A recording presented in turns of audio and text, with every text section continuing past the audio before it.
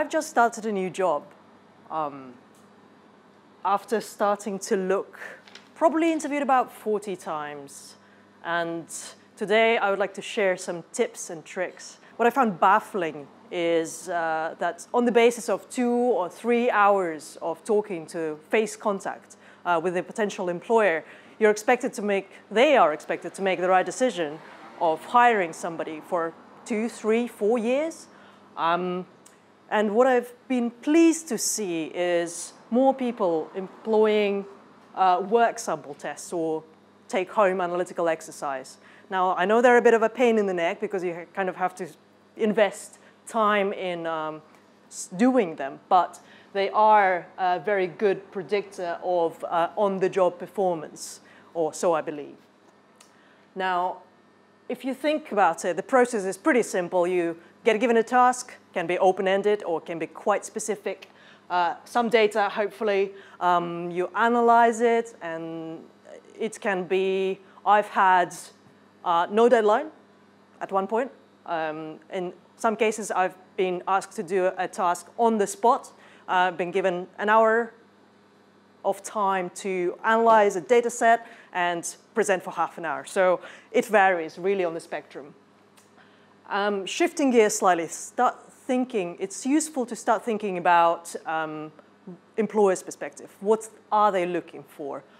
And I think these are Google's 4 key competencies that they are looking for in every candidate.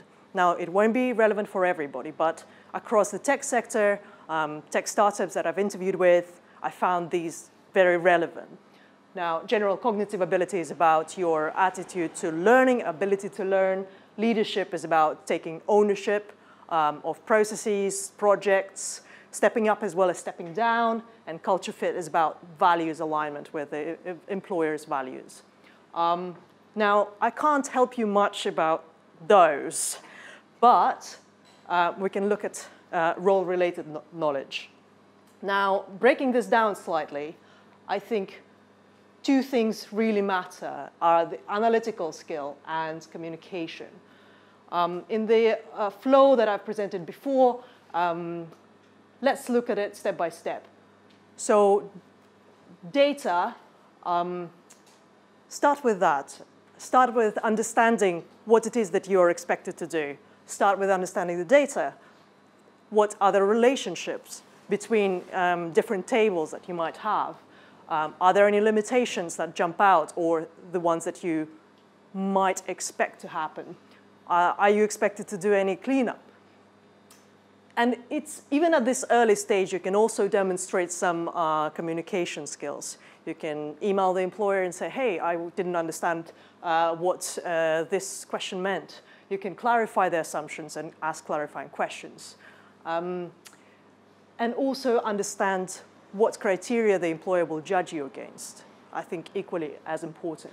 Now, analysis and synthesis is really the key step here, and it really make it yours. Really do, because this is how you stand out.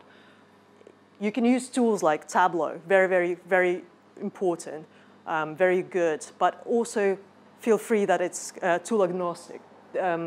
Understand that it's tool agnostic, and sometimes keeping it simple works. I would recommend hypothesis-driven approach. Ask me about it later. And what is really important is linking your findings back into the business context. Now, with the communication are you picking the right chart types to present the data that you have? And are you keeping it simple? And it also works for the presentation. Now, do you know your audience? Are you presenting to a team of data scientists or execs? Would you be able to explain these concepts to your grandma? Now, with the presentation, make sure you give it a structure and, most importantly, tell a story.